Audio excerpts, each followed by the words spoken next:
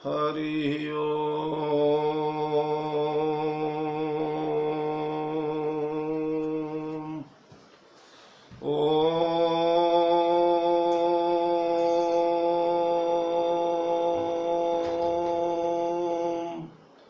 श्रीमन्महागणाधिपतये नमः। श्रीराम शरणं मम।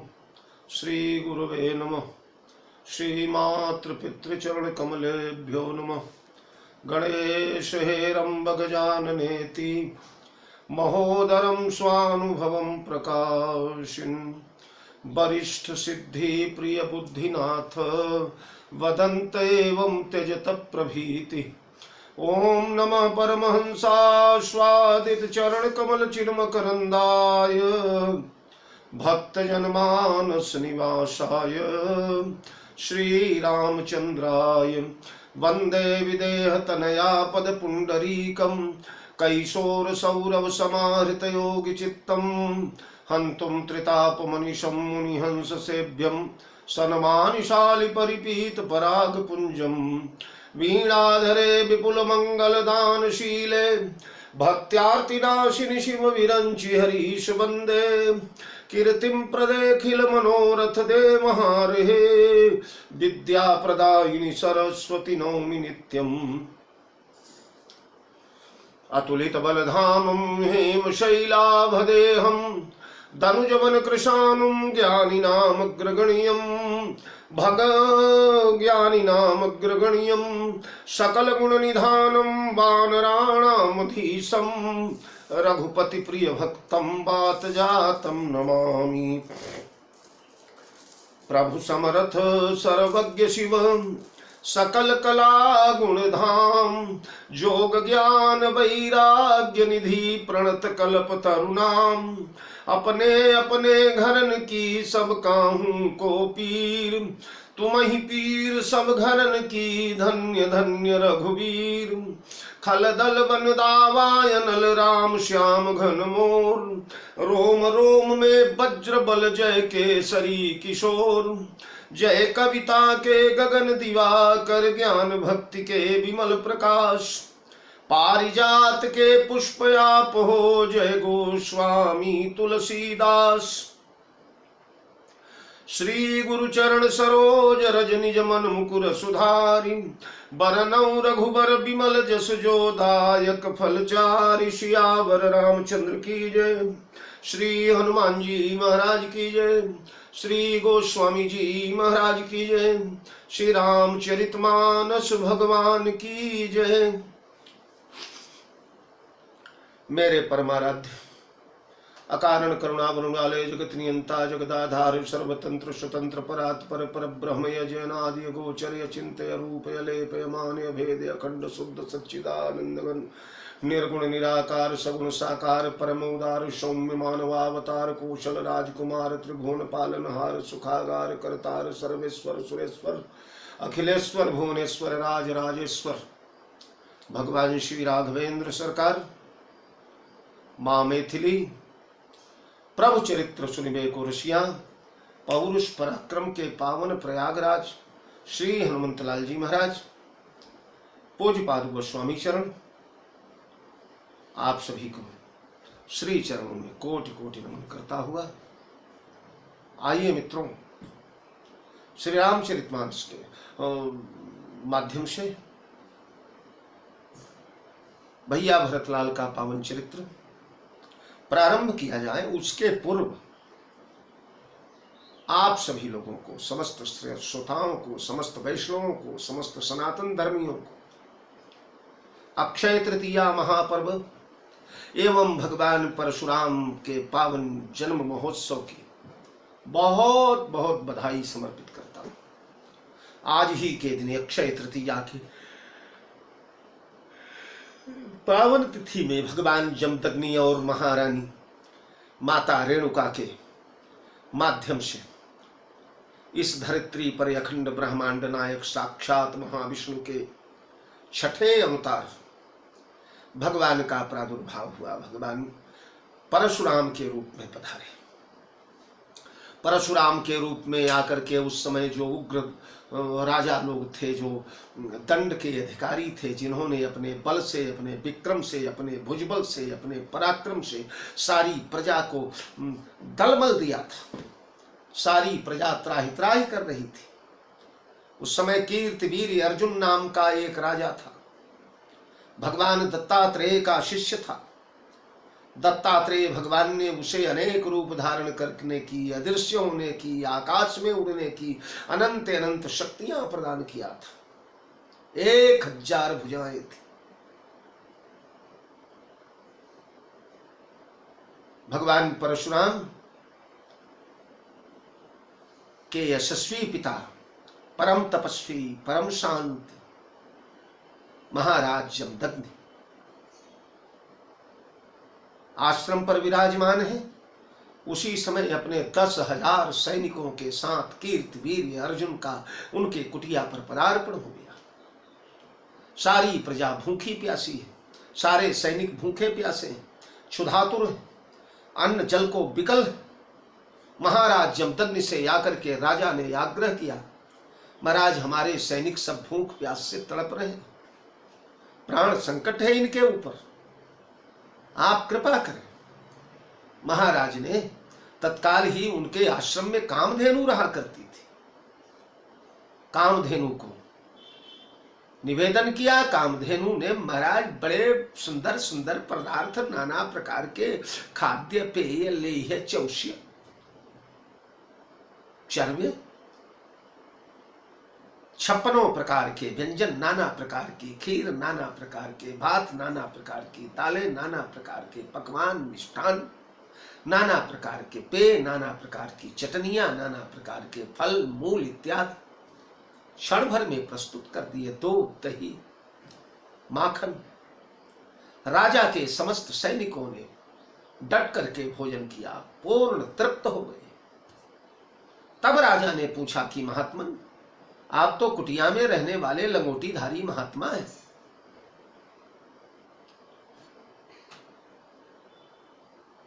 हमारे 10,000 सैनिकों को, इतनी विराट सेना को आपने इतनी जल्दी भोजन कैसे कराया, सारी व्यवस्थाएं कैसे हुई?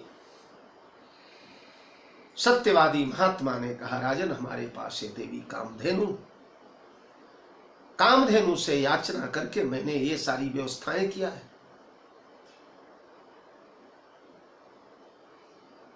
ये कामधेनु मेरा यज्ञ कराती हैं, मेरे यज्ञ में घी, दूध, दही, गोमय जो भी आवश्यक पड़े प्रदान करती हैं।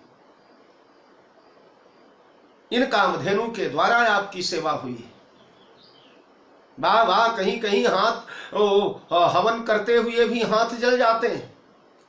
कीर्तिवीर अर्जुन तत्काल कामधेनु के प्रति आकृष्ट हो गया। महात्मन, ये कामधेनु मुझे चाहिए। नहीं राजन, ये कामधेनु तो मेरा सर्वस्व है, ये चली जाएंगी तो मेरा यज्ञ हवन पूजन इत्यादि कौन करेगा, कैसे होगा? हमें दूध कहाँ से मिलेगा, दही कहाँ से मिलेगा, हमारे गोमय कहाँ से मिलेगा, गोमूत्र कहाँ से मिलेगा, पंचगव्य कैसे तैयार करेंगे? हमारे हवन पूजन सर्वदा घी दूध की आवश्यकता रहती है यज्ञों में, ये सब कहाँ सुलभ हो पाएगा? राजन, हम कामधेनु नहीं देंगे। अंत में जबरदस्ती महात्मा को दबा करके अपने समस्त सैनिकों के साथ 1000 भुजाधारी शस्त्रार्जुन ने उस गौ का हरण कर लिया, लेके चल पड़ा। गाय चिल्ला रही है, रंभा रही है। विवश महाराज जमदग्नि कुछ नहीं कर पाए। तब तक भगवान राम का आगमन हो गया। राम, इनका नाम परशुराम है। परशु विशेष प्रिय होने के कारण, परश से विशेष अनुराग अनुरक्ति होने के कारण परशुराम नाम हो गया इनका, परशु विशेषण हो गया। सारा समाचार पिता के द्वारा सुना, लेकर फरसा दौड़े, सारे सैन्य बल को छिन्न भिन्न करके, हजारों का शिरच्छेदन करके महाराज लाए हैं और अपनी कामधेनु पिता को समर्पित कर दिया है। यह बदला लेने के लिए महाराज सहस्त्रार्जुन क्रूर राजा था, बैरी पुनि छत्री पुनि राजा, छल बल कीन कही चाहे करे कीन चाहे निज काजा। अपने पुत्रों को भेज करके महाराज जमदग्नि का शिरच्छेदन करवा दिया। भगवान परशुराम नहीं थे आश्रम में, लौट करके आए तो धाड़ मार करके माता रेणुका रो रही है, पूरा रक्त से भरा हुआ है, आश्रम पड़ा हुआ है।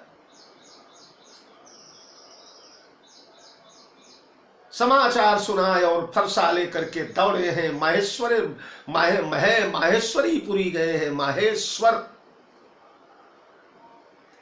नर्मदा के किनारे माहिष्मती नगरी, जिसे महेश्वर महारानी अहल्याबाई होलकर ने बनाया था, उस महिष्मतीपुरी में पहुंच करके 10,000 पुत्रों के साथ सहस्त्रार्जुन की 1000 भुजाएं छांट छांट करके, जैसे वृक्ष की शाखाएं छांटी जाती हैं उस प्रकार छांट छांट करके पिता के अपमान का बदला लिया और 21 बार है वंशी राजाओं से धरती को निर्मूल कर दिया। कोई राजा नहीं बचा, जो बचे वो शरणागत हुए, शरण में आए, क्षमा मांगे, चरणों में गिरे, तब महाराज ने सबको अभयदान किया। वो अभयदान से जो बचे हुए राजा नरेंद्र थे, बाद में उनकी सत्ताएं चली।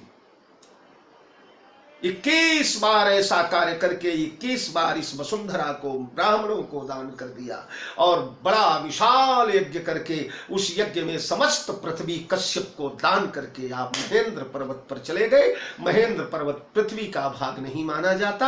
आज तक पृथ्वी पर महाराज परशुराम चरण नहीं रखा करते।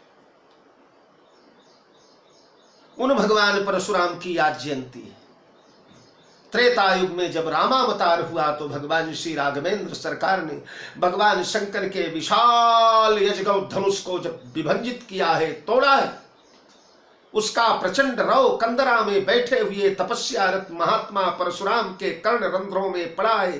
दोनों कर्ण पट झंझना उठे हैं। एकाएक रोम रोम भरभरा आया, हृदय धड़क उठा। हमारे गुरुदेव के धनुष के बिना ऐसी आवाज कहां से आ सकती है।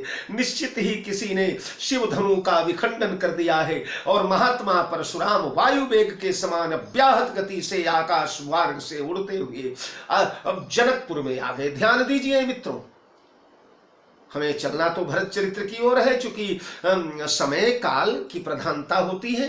आज अक्षय तृतीया है। उस जनकपुर में महाराज परशुराम, आजकल कई कथावाचक लोग भगवान परशुराम की कथा को सुनाते हुए उन्हें ऐसे प्रस्तुत करने का प्रयास करते हैं जैसे कोई विदूषक आया हुआ। ना ना जी, महाराज जनक के आने के एक क्षण पहले तक त्रिभुवन युद्ध का सरंजाम साकार हो चुका था जनकपुर में। अगर एक क्षण का विलंब कर दिए होते, जानते हैं आप, सारे राजा लोग तब सिय देखी भूप अभिलाषे भटमानी अतिशय मन माखे लेहु छुड़ाई सिय कह को अरे धरि बांधौ निप बालक दो जऊ विदेह कछु करई सहाई जीतौ समर सहित दो भाई। उठी उठी पहिरी सनाह अभागे जहां तह गाल बजावन लागे ले छुड़ाई सिय कह को धरि बांधो निप बालक। ये वचन कौन सहन करने वाला? अब वो उस पर भी जिस सभा में साक्षात महाकाल के अवतार लक्ष्मण बैठे हुए हो, महाकाल स्वरूप भगवान की काल शक्ति का समस्त वैभव लेकर के जीवाचार्य लक्ष्मण बैठे हो, वहां ये तनक भनक। भूप बचन सुनीत उत तकहीं अरे लखन राम डर बोली न सकहीं अरुण नयन भृगुटी कुटिल चितवत निपन सकोप मनहु मत गज गन निरखी अरे सिंह किशोर ही चोप। लक्ष्मण जी का हाथ तरकस पर जाने लगा। भगवान श्री राघवेंद्र के आदेश की प्रतीक्षा करने लगी। कूद करके सिंहासन से नीचे उतरने, उधर म्यानों से तलवारें निकल चुकी हैं, इधर महाराज हाथ चला जा चुका है एकाएक तरकस की ओर। महाकाल की तरकस पर हाथ पड़ गया है। त्रिभुवन युद्ध साकार हो जाता था। यहां पर केवल धरती के पात्र नहीं है, आकाश पाताल सब आए, देव धनुज भूपति भट नाना। यह युद्ध होता तो जानते हैं आप, एक क्षण का अगर विलंब हो गया होता तो जिस दिव्य मंडप के नीचे शक्ति और शक्तिमान का पाणी ग्रहण संस्कार होने जा रहा है, भगवती भक्ति भारती सीता और भगवान श्री राघवेंद्र का मंगलमय विवाह संपन्न होने जा रहा है, उस मंडप के नीचे रक्त की धारा बह जाती थी, खून की नदी बह जाती थी सज्जनों। विश्व युद्ध साकार हो जाता, यह विवाह संपन्न नहीं हो पाता। लेकिन ते ही अवसर सुनि शिव धनु भंगा, आयु भृगुकुल कमल पतंगा। उसी समय भगवान परशुराम का पदार्पण हुआ है। भगवान परशुराम को देखते देखी महीप सकल सकुचाने, अरे बाज झपट जनु लवा लुकाने, ले छोड़ा इसी कह को, अरे धरी बांधऊ निप बालक दो, जऊ विदेह कछु करई सहाई, जीतऊ समर सहित दो भाई।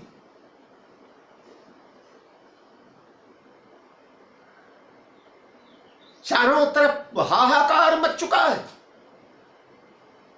उसी समय भगवान परशुराम का पदार्पण हुआ। देख महीप सकल सकुचाने, बाज झपट जन लवा लुकाने।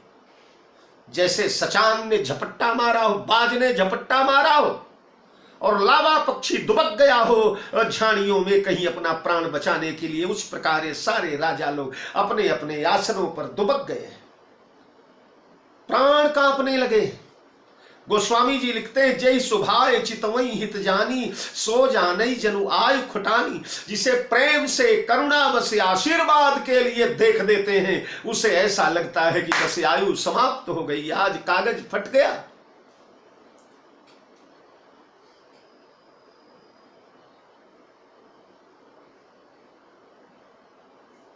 महाराज विश्वामित्र आए हैं, विश्वामित्र मिले पुनियाई, अरे पद सरोज में ले दो भाई। विश्वामित्र जी आए, हृदय से लगे। ये विश्वामित्र परशुराम के बुजुर्ग हैं, परशुराम के आदरणीय हैं, परशुराम की दादी जो है उनके भाई हैं विश्वामित्र जी महाराज। महाराज गाधी को कोई संतति नहीं हो रही है, केवल एक बेटी है जिनका नाम सत्यवती है, और कोई पुत्र नहीं हुआ। महाराज गाधी बड़े चिंतित हुए, आचार्यों से विचार विनिमय किया, ब्रह्मा जी से निवेदन किया। ब्रह्मा जी ने कहा, आप अपनी कन्या का विवाह महाराज परम तपस्वी तपस्या के मूर्तिमान स्वरूप महात्मा ऋचिक को आप अपनी बेटी दे दीजिए, अपना दामाद बनाइए, उन्हें जामाता बनाइए, और भगवान ऋचिक यदि यज्ञ करवा देंगे तो आपके यहां पुत्र पैदा हो जाएगा। महाराज गाधी ने अपनी परम सुंदरी, परम सुशीला, परम सौंदर्यमयी कन्या सत्यवती महाराज ऋचिक को वरण किया, ऋचिक को दान किया। कन्यादान संपन्न हो गया। कुछ दिन बीते, एक दिन महाराज गाधी ने महात्मा ऋचिक से आग्रह किया, महात्मा ने कृपा करके आप मेरा पुत्र कामेष्ठ यज्ञ संपन्न करवाएं। आपकी कृपा से, आपके आशीर्वाद से मेरा वंश चलना चाहिए, मुझे पुत्र चाहिए, मैं पुत्रार्थी हूं। और महाराज ऋचिक ने बड़े विधि विधान से महाराज पुत्र कामेष्ठ यज्ञ करवाया। यज्ञ के समापन की बेला में महाराज ने अपनी पत्नी और सासू सत्यवती और उनकी माता के लिए पायस के प्रसाद बनाए। दो पात्रों में वह पायस प्रसाद रखा गया, एक पात्र पत्नी के लिए, एक सासू के लिए। पत्नी के लिए जो पायस का प्रसाद रखा गया उसमें ब्रह्म तेज के मंत्रों से उसे अभिषिक्त किया गया, ब्रह्म तेज डाला गया उसमें। और सासू चूंकि क्षत्रिय राजा की पत्नी थी, इसलिए उनके पायस प्रसाद में छात्र तेज डाल दिया पर महाराज ऋषिक ने। और उसके बाद दोनों प्रसाद रख करके सासू को दिए, सासू को कहे माते ये आपका प्रसाद है, ये आपका पायस है और ये आपकी बेटी का पायस है, मैं स्नान करने जा रहा हूँ, हाँ हमारे मध्याह्न संध्या का काल हो चुका है, आप दोनों ये पायस ग्रहण कर ले, ये आप ग्रहण करें और ये कन्या को दे दें। और चले गए महात्मा। इधर सासू ने सोचा, महाराज गाध की पत्नी ने, कि महात्मा ऋचिक ने अपने पत्नी के लिए जो पायस बनाया, यानी मेरी बेटी के लिए जो पायस बनाया वो अपनी पत्नी का पायस है, इसलिए उसमें कोई विशिष्ट वैभव डाला होगा, विशिष्ट गुण डाले होंगे, विशिष्ट तेज डाला होगा, वो ज्यादा अच्छा होगा। इसलिए बेटी वाला पायस का भाग मां ने ग्रहण कर लिया है, वो अपना वाला बेटी को दे दिया। दोनों माताओं ने प्रसाद ग्रहण किया। महाराज ऋषिक लौट करके आए, माते प्रसाद ग्रहण कर लिया? हाँ हाँ हाँ हाँ जा माता, दामाद जी प्रसाद ग्रहण कर लिया। आप सभी ने अपना अपना यथोचित लिया ना? लेकिन महाराज वो प्रसाद ग्रहण करते ही दोनों के हाव भाव में गुणात्मक परिवर्तन होने लगा। महारानी सत्यवती के शरीर में तेज की वृद्धि होने लगी, आवेश बढ़ने लगा, ऊर्जा बढ़ने लगी, बल वैभव बढ़ने लगा, और महारानी सत्यवती का हृदय शांत होने लगा, ठंडा पड़ने लगा, सरलता आने लगी, ऋजुता आने लगी, सुशीलता आने लगी। जगत के संबंधों से मन हटने लगा। अंत में उन्होंने दामाद से बता ही दिया, बोले महात्मन हमसे एक गलती हो गई। बोले क्या? बोले जो पायस आपने हमारी बेटी के लिए रखा था ना, वो मैंने ग्रहण कर लिया और मेरा वाला आपकी पत्नी यानी अपने बेटी को दे जा रहे। ऋचिक ने कहा माते आपने तो अनर्थ कर डाला, बहुत बड़ा अपराध कर डाला। जो पायस मैंने आपके भाग में रखा था उसमें छात्र तेज डाला था, अब जो पायस अपनी पत्नी के लिए रखा था उसमें ब्रह्म तेज डाला था। अब आपके गर्भ से ब्राह्मण जैसा पुत्र पैदा होगा, ब्रह्म धर्म संपन्न, ब्रह्म कर्म संपन्न, ब्रह्म कर्म निष्णात पुत्र को आप जन्म देंगी, और मेरी पत्नी के गर्भ से महान उग्र, महान घोर, महान बलवान, महायुद्ध जेता, महारणकर्ता पुत्र पैदा होगा। दोनों कांप उठी है। सासू ने तो कोई ज्यादा जिद नहीं किया, उन्होंने प्रकृति से समझौता कर लिया, विधि के विधान से। चलो ठीक है, ब्राह्मण जैसा ही पुत्र पैदा होगा, कोई बात नहीं है। पर महारानी सत्यवती कांपने लगी। उन्होंने कहा मुझे छात्र तेज संपन्न घोर युद्ध करने वाला पुत्र नहीं चाहिए, मुझे तो परम तपस्वी, परम ज्ञानवान, परम विद्वान, परम शीलवान, समस्त गुणों से, ब्राह्मण गुणों से संपन्न पुत्र चाहिए। महात्मन कैसे भी करे, मैं घोर युद्ध करने वाला बेटा नहीं चाहती। तब महाराज ऋषिक ने कहा ठीक है देवी, जाओ, तुम्हारा बेटा तो छात्र धर्म संपन्न नहीं होगा, क्षत्रिय धर्म संपन्न नहीं होगा, बिल्कुल ब्रह्म धर्म निष्णात ही होगा, तपस्वी होगा, सरल होगा, शालीन होगा, गंभीर होगा, धीर होगा। लेकिन तुम्हारा नाती जो आएगा वो बड़ा तेजवान हो, बिल्कुल क्षत्रिय धर्म से संपन्न होगा, छात्र धर्म युक्त होगा, रणंजय होगा, युद्ध जेता होगा, त्रिभुवन में उसका कोई मुकाबला नहीं कर पाएगा। और बस गर्भधारण हो गया।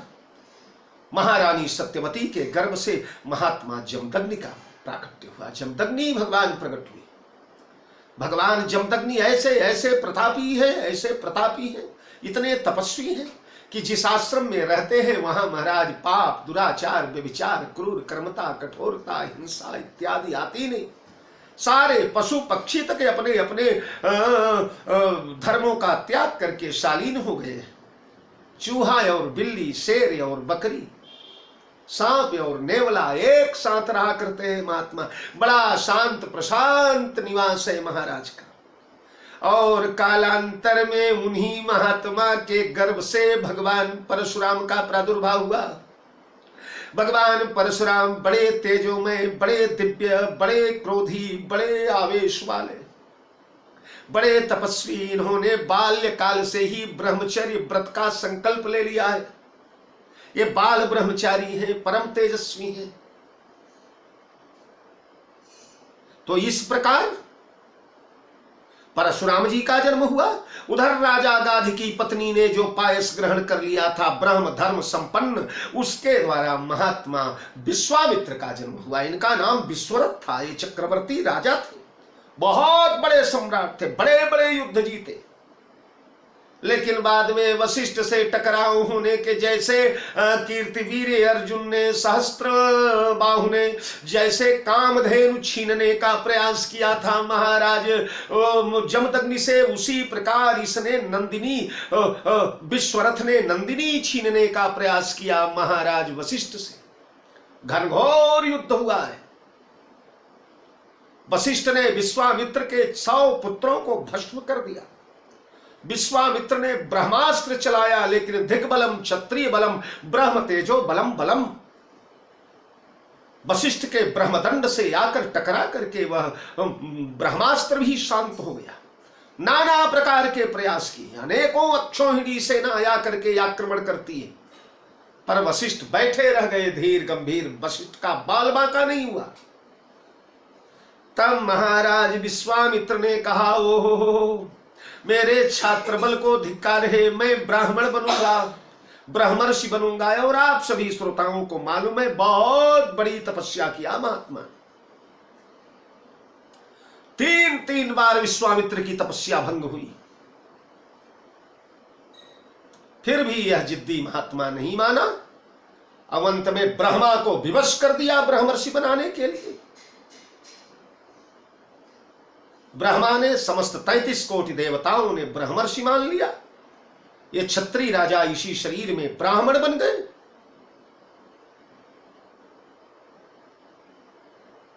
उसी का अनुकरण करके आजकल के कई पाखंडी लोग, निम्न वर्ग में पैदा हुए लोग एकाएक शुक्ला तिवारी मिश्रा लिखने लगते हैं, ब्राह्मण लिखने लगते हैं, वो कहते हैं विश्वामित्र बन गए तो हम नहीं बन सकते क्या? अरे मूर्खों, महाराज विश्वामित्र दूसरी सृष्टि के निर्माता हैं। उन्होंने दूसरा दक्षिणा पथ स्वर्ग बनाया, दूसरे तारे बनाए, दूसरे चंद्रमा बनाए, दूसरी सृष्टि बनाया। इतने समर्थ भगवान विश्वामित्र।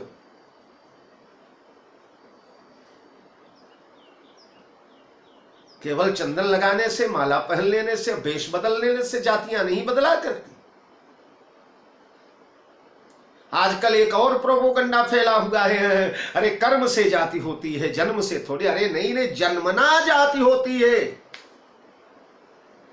और लोग कहते हैं मुगलों के जमाने में जातियां बनी। जी नहीं, गीता पढ़िए आज के 5000 वर्ष पहले। जाति धर्माच शाश्वता, भगवान कहते, अर्जुन कहते हैं सब जाति धर्म छिन्न हो जाएगा, वंश धर्म छिन्न हो जाएगा।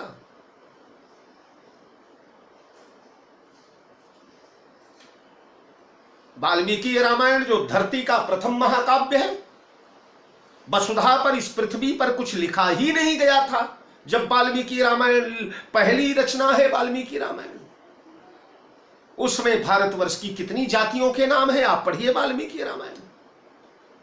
चातुर्वर्ण व्यवस्था तो वेदों ने भी स्वीकार किया है। मनुस्मृति जो है सबसे प्रथम संविधान है धरती का, सृष्टि के निर्माण काल का संविधान है। जब मनुष्य जाति की उत्पत्ति, मनुष्य जाति के उत्पादक ही जो थे, जिन्होंने मनुष्य जाति को ही बनाया, उन भगवान मनु ने भी समस्त जातियों का वर्णन अपने मनुस्मृति में किया है। इसलिए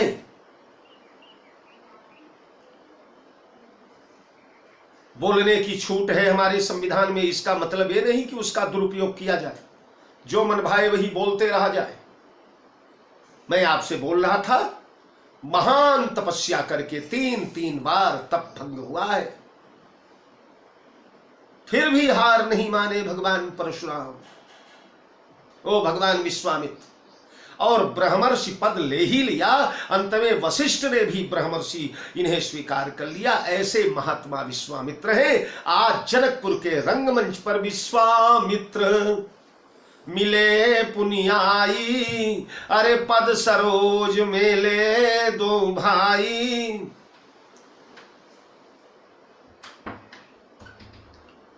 दोनों भाइयों को लाकर के चरणों में गिराया है। राम देख मुनि बिरती बिसारी, बड़ी बार लगी रहे निहारी।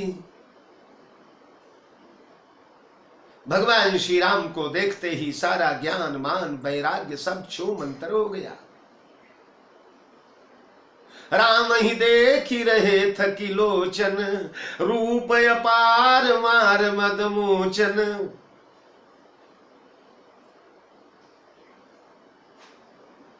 बहुत देर देखते रहे, अंत में राजा जनक आए। जनक बहोरी आई सिर नावा, सीय बुलाई प्रणाम करावा। आशीष दीन सखी हर सानी, निज समाज लई गई सयानी। और उसके बाद कहु बहोरी विदेशन, कहु काहयति भीर। बूझत जान अजान जिनि व्याप्यु कोप शरीर। समाचार कहि जनक सुनाए, जहि कारण महीप सब आए। सुनत बचन पुनि अनत निहारे, देखे चाप खंड मही डारे। महाराज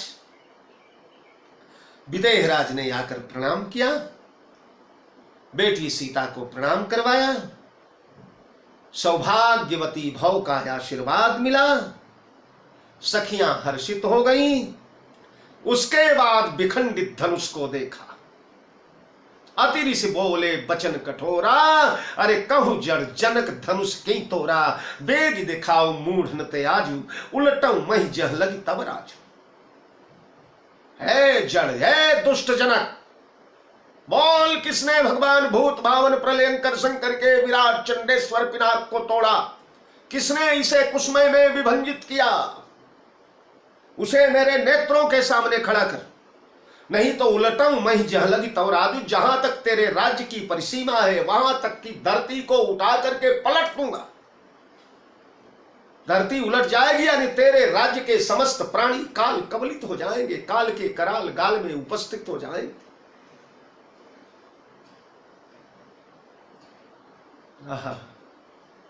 अति डर उतर दे तनिप नाही। राजा लोग भयभीत, डर के मारे थर थर थर थर कांप रहे, कोई उत्तर देने को तैयार नहीं है। तब भगवान श्री राम जी ने सोचा, आज क्या वातावरण बना हुआ है जनकपुर का। आज यहाँ जितने लोग आते हैं सब धरती को पलटने की कोशिश करते हैं, रोकने की कोई तैयारी ही नहीं दिखाता। जिसे देखो वही धरती उलटने को तैयार हो रहा है। पहले जीवाचार्य लक्ष्मण, हरे जऊ राउर अनुशासन पाऊं, कंदु कईव ब्रह्मांड उठाऊं, कांचे घट जिमि डारऊ फोरी, अरे सकऊ मेरु मूलक जिमि तोरी, मैं कही हेतु करऊं अभिमाना, काबा पीरो पुनाक प्रणा पुराना। अब लक्ष्मण जी बोल रहे थे, सारे धरती को कंदु कईव ब्रह्मांड उठाऊं, तो कांचे घट जिमि डारऊ फोरी। कई लोग लक्ष्मण जी के इन वचनों में अतिशयोक्ति देखते हैं। लक्ष्मण गप्पे मार रहे, कंदु कईव ब्रह्मांड उठाऊं। अरे ब्रह्मांड को गेंद जैसे लक्ष्मण उठा लेंगे? अरे गेंद तो बहुत बड़ी चीज है मेरे भाई। गोस्वामी जी ने लिखा है, वो लक्ष्मण है, वो अनंत है, वो जगदाधार है, वो महाकाल है, ये वो शेषनाग है जिन्होंने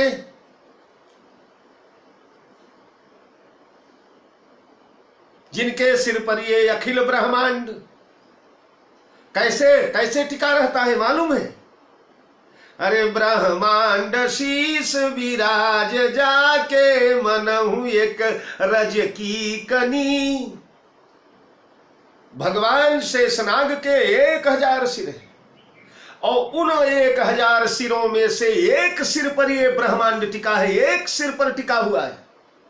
और कैसे टिका हुआ है? जैसे उड़ करके कोई धूल का कण हमारे बड़े बड़े केशों में पड़ जाए और हमें पता न चल पाए कि कुछ पड़ा हुआ है। सिर पर एक धूल का कण पड़ जाए तो किसी को मालूम पड़ता है, कुछ कुछ बोझा लगता है। उस प्रकार ये ब्रह्मांड जिसके सिर पर सतत पड़ा रहता है, वो अगर कह दे कि मैं धरती ब्रह्मांड को उठा करके चूर चूर कर दूंगा तो कोई आश्चर्य नहीं। अखिल ब्रह्मांड के स्वामी भगवान नारायण जिनके शैया पर अहोरात्र विश्राम करते हैं, वो भगवान शेष, वो भगवान ऐसे हैं कि करोड़ों करोड़ ब्रह्मांड उनके रोम रोम में भरे हुए हैं। ऐसे भगवान का जो भार उठाता है वो शेषनाग अगर कह दें कि अगर एक ब्रह्मांड को मैं उठा करके तोड़ फोड़ दूंगा तो आश्चर्य करने का कोई विषय नहीं।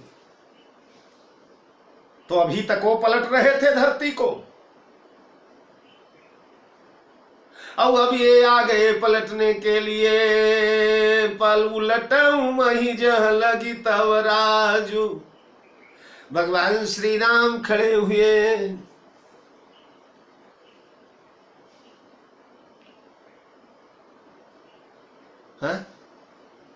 हृदय नहद हर्ष विषाद कछु बोले श्री रघुवीर।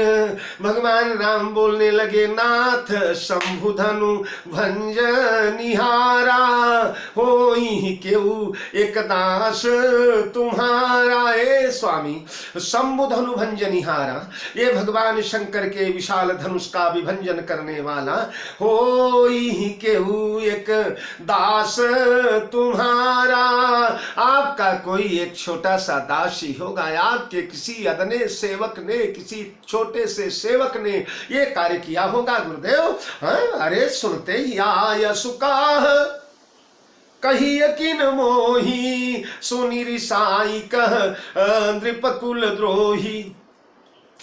सेवक सोई जो करई सेवकाई, अरे अरि करनी करी करई लड़ाई। सुनहु राम जय शिव धनु तोरा, सहस बाहु सम सोरी। भगवान श्री राघवेंद्र ने प्रकारांतर से इशारे में तो पहली चौपाई में ही अपना परिचय दे दिया। मानस के गंभीरता में प्रवेश करें तो पता चल जाएगा। नाथ शंभु धनु भंज निहारा, होई केहू एक दास तुम्हारा। ए स्वामी, जो शंभु धनु भंज निहारा है, जिसने भूत भावन भगवान शंकर के धनुष का विखंडन किया है, वो आपका कोई दास ही होगा, आपका कोई दास ही होगा। और फिर ये भी बोल दिया, आयस का कही किन मोही, आयस दास को ही तो दिया जाता है, इसलिए इशारा कर दिया कि कौन है धनुष तोड़ने वाला। दूसरी बात, नाथ शंभु धनु भंज निहारा। ए महाराज, ये जो शंभु धनु भंज निहारा है ना, ध्यान से सुनेंगे श्रोता, ये जिसने भगवान शंकर के महाप्रचंडेश्वर पिनाक को तोड़ा है, ये शिव धनु विखंडन करने वाला जो है वो नाथ शंभु। शंभु उसके भी नाथ है, जैसे आपके नाथ है ना, जैसे आप भगवान शंकर को स्वामी मानते हैं ना, उसी प्रकार उसके भी स्वामी भगवान शंकर ही हैं। वो कोई दूसरा नहीं है, आपके ही परिवार से जुड़ा हुआ है, तो भी नहीं समझ पाए।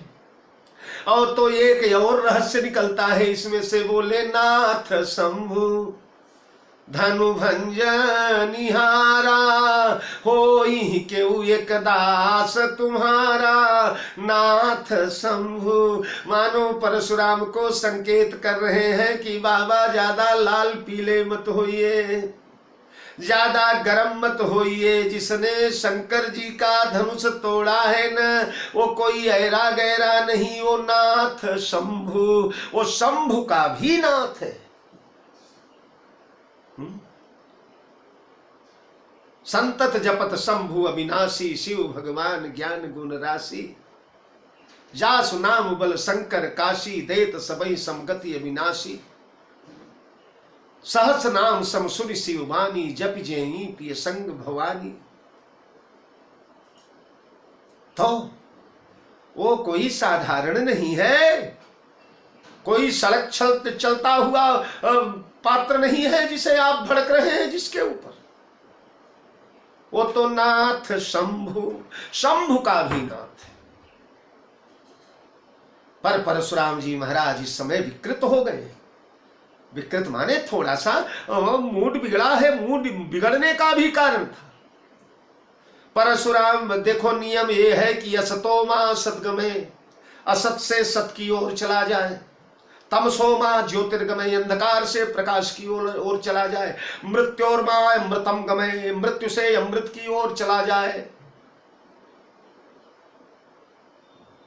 विनाश से सर्जन की ओर चला जाए, खंड से अखंड की ओर चला जाए, तुच्छ से विराट की ओर चला जाए, मृण्मय से चिन्मय की ओर चला जाए।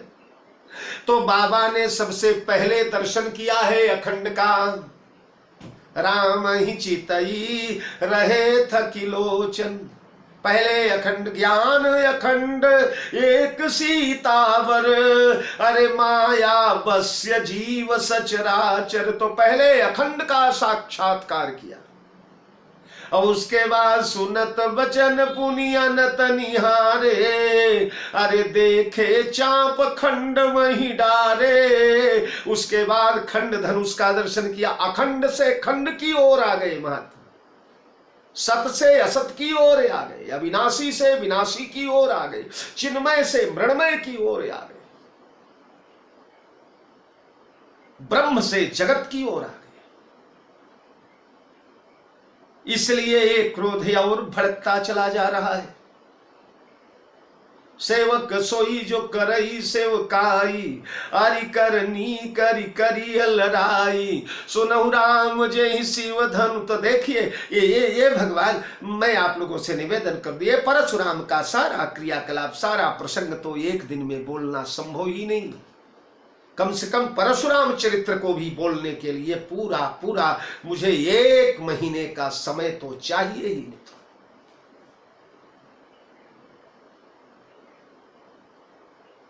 जैसे लगभग 5 महीने भरत चरित्र को लगेंगे, उसी प्रकार कम से कम 1 महीने तो परशुराम का विस्तृत पौराणिक और रामायणीय जो दर्शन है वो समस्त दर्शनों को मिला करके 1 महीने तो लगता है। कुछ कुछ प्रसंगों का केवल स्पर्श कर रहा हूं। मेरा निवेदन यह है कि परशुराम भगवान का यहां पर आगमन भगवान श्री राम की कीर्ति में वृद्धि करने के लिए है। वाल्मीकि रामायण में घटना यहां पर नहीं घटा करती। वाल्मीकि रामायण में तो महाराज जब बारात लेकर के महाराज दशरथ चल पड़ते तो मार्ग में आज भी सीतामढ़ी, जहां सीता जी का जन्म हुआ, वहां से जनकपुर नेपाल जाने लगे आप तो रास्ते में एक पंथ पाकर नाम का स्थान पड़ता है। पंथ पाकर, यहीं पर परशुराम जी का पदार्पण हुआ था। एक पाकरी का वृक्ष है महाराज, कम से कम आधा एकड़ में, 1 एकड़ में फैला हुआ है। लोग कहते हैं यहीं पर बारात रुकी थी, पहली रात यहीं लौटते समय जनकपुर से चले तो यहीं पर डेरा डाला था बाराती। परशुराम महाराज का संवाद हुआ, परशुराम जी लाल पीले हुए, उसके बाद अपना धनुष भगवान श्री राम को दिया और धनुष के बाद जो है जब चले गए तो वशिष्ठ ने कहा कि राजन अब संध्या काल होने जा रहा है, यहीं पर विश्राम किया जाए। विश्राम हुआ है और सवेरे सवेरे एक पाकरी का छोटा सा वृक्ष था, किशोरी जी ने उससे एक छोटी सी लकड़ी तोड़ करके और धामन किया है, दातून किया है, दातून करके उस लकड़ी को फेंक दिया है। सीता के हाथ की लकड़ी थी, वहीं पर लग गई है, अजर अमर हो गई, आज भी है। वो बड़ा विशाल पाकरी का वृक्ष वहां, तो उसे पंथ पाकर कहा जाता है। राम जी के पंथ में जो पाकर पड़ा था, तो वाल्मीकि रामायण में वहां पर मिलते हैं परशुराम। घनघोर जंगल था, जंगली मार्ग था। आजकल तो छोटा मोटा गांव बस गया है वहां, लेकिन तुलसी को ये अभिष्ट नहीं है। तुलसी सोचते हैं हमारे भगवान श्री राम की कीर्ति बिल्कुल विद्युत प्रवाह के समान जगत में व्याप्त होनी चाहिए। अगर जंगल में परशुराम जी महाराज से मिला दिया जाए तो देखिए, अगर हम कहने लगे कि हमने विश्व विजेता पहलवान को पटक दिया, बहुत बड़े योद्धा को पटक दिया, इसको हरा दिया, उसको हरा दिया, तो लोग हंसी उड़ाएंगे। प्रमाण तो मैं बोलूंगा मैंने जंगल में हराया था, तो लोग कहेंगे जंगल में मोर नाचा, किसी ने देखा, किसी ने देखा ही नहीं। जंगल में किसी अपूर्व योद्धा को जीतने का क्या मतलब? महाराज परशुराम त्रैलोक्य विजेता हैं, ध्यान दीजिए। इस समय परशुराम को हराने वाला कोई नहीं है। त्रैलोक्य विजेता रावण भी था, लेकिन रावण तो मच्छर के समान है परशुराम के सामने। जिस सहस्त्रबाहु की भुजाओं को परशुराम ने छांट छांट करके महाराज धरती पर गिरा दिया था, उस सहस्त्रार्जुन ने रावण को एक बहोरी सहस भुज देखा, धाई धरा जनु जंतु विशेखा, 10 मुंह वाला जीव समझ करके पकड़ा था, और बच्चों ने पकड़ करके बांध करके खिलवाड़ मचा दिया था। 10 सिर वाला कीड़ा आया है, 10 सिर वाला कीड़ा आया। वह सहस्त्रबाहु जिससे पराजित हो गया, जिन भगवान परशुराम ने भगवान गणेश को एक दंत बना दिया, आज गुरु दर्शन के लिए गए हुए थे कैलाश पर्वत पर। कैलाश पर्वत पर उस समय द्वार पर रक्षक बन करके भगवान गणेश खड़े थे। भगवान शिव शिवाय अंतःपुर में थे। गणेश ने कहा कहां जा रहे हैं? परशुराम ने कहा हम गुरुदेव भगवान के दर्शनार्थ आए, उनका दर्शन करने जा रहे हैं। गणेश ने कहा खबरदार, पिताजी का आदेश है, कोई अंदर नहीं जा सकता। इन्होंने कहा हम तो गुरुदेव का दर्शन करेंगे। अब गणेश भी कहां रुकने वाले। जिन गणेश ने पार्वती के कहने के अनुसार अपने पिता शंकर को अंदर नहीं जाने दिया था, ओ परशुराम को कब जाने देंगे? दोनों में तुमुल युद्ध होने लगा। कैलाश थरथरा उठा, डगमगा उठा, 10 दिशाएं प्रकंपित हो गई, नंदी भृंगी सब भाग चले। अंत में परम क्रुद्ध होकर के भगवान परशुराम ने फरसा उठाया, मारा, और गणेश जी का एक दांत कट गया। गणेश जी एक दंत दयावंत, 4 भुजाधारी, एक दंत हो गया। ओ महाराज परशुराम, उन्हें त्रिभुवन विजेता को जनकपुर के रंगमंच पर तुलसी ने बुलाया। ये तुलसी का मनोविज्ञान है, ध्यान दीजिए। वहां जंगल में पंथ पाखर में नहीं बुलाया। इस जनक सभा में जनक सभा गणित महिपाला, देश देशांतर के देव दनुज धरि मनुज शरीरा, अरे विपुल वीर आए रणधीरा, रहु चढ़ाउब तोरब भाई, तिल भरी भूमि न सके छोड़ाई। उस रंगमंच पर परशुराम बुलाए गए। क्यों? बोले अगर यहाँ पर परशुराम भगवान श्री राम की जय जयकार करके जाएंगे, भगवान श्री राम की कीर्ति बखान के जाएंगे, तो भगवान श्री राम की कीर्ति दिगंत व्यापिनी क्षण भर में हो जाएगी। जैसे जंगल में आग फैलती है, वैसे सारे देश देशांतर में समाचार चला जाएगा कि त्रिभुवन विजेता परशुराम के भी विजेता राम हो गए। और परशुराम यहां राम को विजेता ही बनाने आए हैं। पहली बात तो राजाओं से युद्ध टाल दिया, जो युद्ध अवश्यंभावी था। फिर लक्ष्मण जी से कुछ वार्तालाप हुआ, वो वार्तालाप थोड़ा कठोर वार्तालाप रामचरितमानस में। वाल्मीकि रामायण में तो लक्ष्मण से कोई वार्तालाप हुआ ही नहीं है परशुराम का। पर हमारे दूरदर्शी कवि ने लक्ष्मण की वाचालता का भी कुछ आनंद लिया है, बाबा के क्रोध का भी कुछ आनंद लिया है। और उसके बाद भगवान श्री राघवेंद्र खड़े होते हैं, शील से सनी हुई वाणी में कहते हैं महाराज ये बालक है, बालक वचन करिए नहीं काना। महाराज आपका अपराधी तो मैं हूं, अपराधी मैं नाथ तुम्हारा, तेहि नाही कछु काज बिगारा। कृपा कोप बध बधव गोसाई, मो पर करिए दास की नाई। भगवान श्री राम पर भी भड़क गए और कहने लगे कारू पारितोष मोर संग्रामा, अरे नाहित छाणु कहाउ रामा। मुझसे चल संग्राम कर, वरना नाहित क्षाण कहाव रामा। तूने मेरा नाम चोरी किया है। राम तो एक मैं ही था, तू कहां से आ गया राम? चल नाम छोड़ दे, अपना बदल दे। भगवान श्री राम मुस्कुराए, गुरुदेव मेरे नाम की क्या गणना, मेरे नाम की क्या महिमा, 2 अक्षर का छोटा सा नाम। अरे राम मात्र लघु नाम हमारा, परशु सहित बड़ नाम तुम्हारा।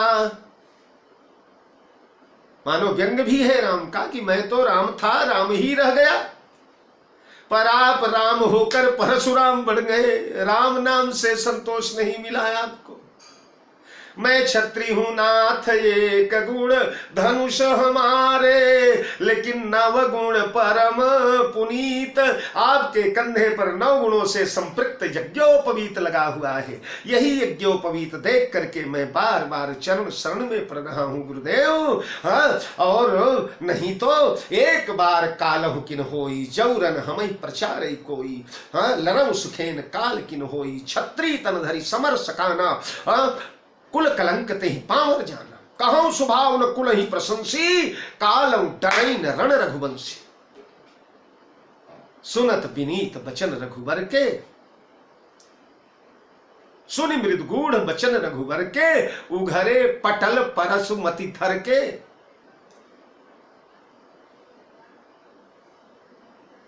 सुन मृदुगूढ़ बचन रघुपति के, उघरे पटल परसुधर मति के। और राम रमापति कर धनु लेहु, खैचौ मोर मिटे संदेहु। उन्होंने अपने कंधे पर रखा हुआ भगवान नारायण का वह विशाल धनुष, जो शिव जी के द्वारा जड़ कर दिया गया था। शिव जी के धनुष को नारायण ने जड़ किया था, वह राजा जनक के यहाँ भगवान राम ने तोड़ा, और यह धनुष भगवान शंकर ने जड़ किया था। यह तब से परशुराम को दे दिया था भगवान नारायण ने। एक बार ब्रह्मा जी ने नारायण और शंकर में युद्ध की स्थिति तैयार कर दिया। महाभयंकर प्रलयंकर युद्ध दोनों देवताओं में हुआ। वो सारी बातें बताने का समय नहीं है। और अंत में दोनों ने अपने अपने अस्त्रों पर ब्रह्मास्त्र चढ़ाया। जब ब्रह्मास्त्र चढ़ा तब ब्रह्मा जी ने दोनों के धनुष को जड़ कर दिया, शंकर के भी और विष्णु के भी। शंकर ने राजा देवरात को अपने शिष्य को वह धनुष दिया पूजन करने के लिए, और भगवान विष्णु ने अपने अंशावतार परशुराम जी को यह दिया और बोले जब मेरा पूर्णावतार होगा तब यह धनुष अपने आप मेरे पास आ जाएगा। राम जी के वचन सुन करके कुछ पटल खुले हैं बुद्धि के, और राम रमापति कर धनु लेहु, खैचौ मोर मिटई संदेहु। देत चाप आपु ही चली गयऊ, परशुराम मन विस्मय भयऊ। जब देत चाप देना चाहा धनुष को, वो धनुष से अपने आप उड़ करके सरक करके राम के हाथों में कर कमलों में चला गया। देत चाप आपु ही चली गयऊ, स्वयं चला गया। क्यों? कई विद्वान कहते हैं धनुष ने सोचा होगा कि ये जो है इनके सामने ज्यादा अकड़ना उचित नहीं है। मेरा सहयोगी, मेरा सहपाठी जो धनुष था शंकर जी का, उसने थोड़ी अकड़ दिखाया, वो शरणागत नहीं हुआ, विनीत होकर इनके चरण में नहीं गिरा तो 2 टुकड़े करके उसे फेंक दिया इन्होंने। इसलिए इनसे अकड़ना उचित नहीं। इसलिए देत चाप आप ही चली गयऊ। फिर मानो उस धनुष ने अपने मुख्य स्वामी को पहचान लिया, अपने पूर्णावतारधारी स्वामी को पहचान लिया। इसलिए देत चाप आप ही चली गयऊ। तीसरी बात, उस धनुष ने सोचा कि इनके पास रहेंगे ठीक है, लेकिन रहने के बाद भी कोई इज्जत मर्यादा तो है नहीं, कोई मान सम्मान तो है नहीं। परशुराम जी धनुष भी रखते हैं, फरसा भी रखते हैं, पर धनुष राम अपना नहीं रखवाया, परशुराम नाम ही रखवाया। तिथि त्योहार पर पूजा ये परश की ही, फरसे की ही करते हैं, तो इसलिए इनके पास रहने में लाभ नहीं है। धनुष का सम्मान जो करने वाले हैं वहां चला जाए। इसलिए धनुष देत चाप आपू ही चली गए। और फिर कुछ विद्वानों का मत है कि आपू ही माने परशुराम। परशुराम जी का जो मुख्य ब्रह्म तेज वैष्णव तेज था, वह वैष्णव तेज धनुष के माध्यम से चला गया भगवान श्री राम में। राम जी पूर्ण ब्रह्म 16 कला के ब्रह्म हो गए और जो 4 कलाएं परशुराम में आई थी वो राम में जाकर के संयुक्त हो गई हैं। अब परशुराम जी को राम जी ने वह धनुष चढ़ाया और चढ़ाकर बाण चढ़ाकर बोले परशुराम से, बोलिए मैं क्या करूं, क्योंकि मेरा बाण अमोघ है। इस बाण के द्वारा मैं आपकी समस्त तपस्या का नाश कर दूं या तो आपकी अव्याहत गति का नाश कर दूं। अव्याहत गति यानी जहां मन भाया वहीं आप उड़ करके पहुंच जाते। तब परशुराम ने कहा, महाराज मेरी समस्त लोक परलोक प्राप्त करने की जो तपस्या मैंने किया है वो सारे हमारे परलोक नष्ट कर दिए जाएं। मैं पुनः तपस्या करूंगा लेकिन मेरी अव्याहत गति को नष्ट न किया जाए, वरना इस धरती पर तो मैं रहता ही नहीं हूं। रात्रि काल में महेंद्र पर्वत पर चला जाता हूं, इतनी जल्दी कैसे जा पाऊंगा। इसलिए देत चाप आप ही चली गए हो। और जय जयकार भगवान की किया है। जय रघुवंश बनज बन भानु दहन गन गहन दनुज कुल दहन कृषानु। जय सुर विप्र धेनु हितकारी, जय मदमोह कोह भ्रमहारी। विनयशील करुणा सुख सागर, जयति बचन रचनायस्त नागर। करऊं काह मुख एक प्रशंसा, जय महेश मन मानस हंसा। कही जय जय जय रघुकुल के तू, भृगुपति गए बनहि तप हेतु। और महाराज इस प्रकार परशुराम जी महाराज प्रस्थान किए। आज अक्षय तृतीया के पावन पर्व पर भगवान परशुराम का चरित्र बोलने से मैं मन को रोक नहीं सका। तैयारी तो सब भरत चरित्र की ही थी, भरत चरित्र ही बोलने का बिल्कुल। वंदना जब तक हुई, मंगलाचरण हुआ, तब तक भरत चरित्र ही बोलना था। केवल परशुराम जयंती की बधाई देते देते मन बदल गया।